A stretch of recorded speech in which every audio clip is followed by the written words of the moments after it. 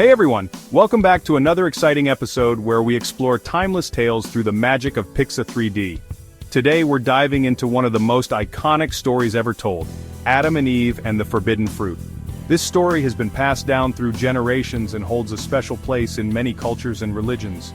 This tale from the book of Genesis teaches us about temptation, choices, and their consequences. It's a story that has layers of meaning and offers valuable lessons for all of us. Let's get started. In the beginning, God created Adam and Eve and placed them in the Garden of Eden, a paradise filled with everything they could ever need.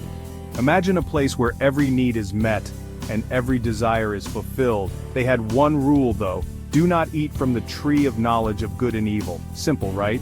Now enter the serpent. This tree stood in the middle of the garden, a constant reminder of the boundary set by God. This snake wasn't your ordinary garden variety, it was cunning and persuasive. It had a way with words and knew exactly how to twist the truth. One day it slithered up to Eve while she was near the forbidden tree.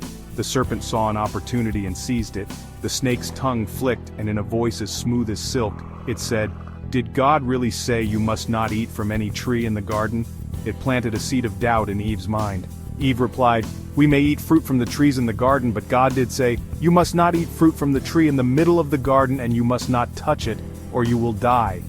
She was clear about the command, but the serpent's words lingered. The serpent smirked and said, "You will not certainly die." It was confident and convincing, making Eve question what she knew.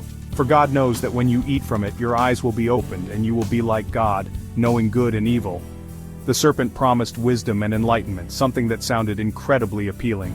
Eve looked at the fruit. It was appealing, and the idea of gaining wisdom was tempting.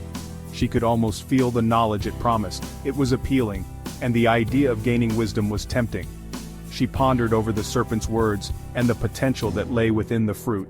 She reached out, plucked the fruit, and took a bite. In that moment, everything changed. Instantly she felt a change, a new awareness. It was as if a veil had been lifted from her eyes. She handed it to Adam, who also ate. He too experienced the same transformation. Suddenly their eyes were opened. They saw the world in a completely different light. They realized they were naked and quickly sewed fig leaves together to cover themselves. The innocence they once had was gone. In their newfound knowledge, they felt exposed and vulnerable. The weight of their actions began to sink in. Later they heard God walking in the garden and they hid. They were afraid of facing him. God called out, "Where are you?" His voice echoed through the garden, searching for them. Adam replied, "I heard you in the garden and I was afraid because I was naked, so I hid." His voice trembled with fear and guilt. God knew what had happened. He could see the change in them. He asked, "Have you eaten from the tree that I commanded you not to eat from?"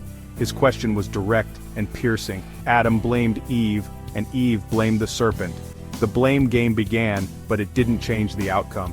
As a result, they were banished from Eden, and life for humanity changed forever.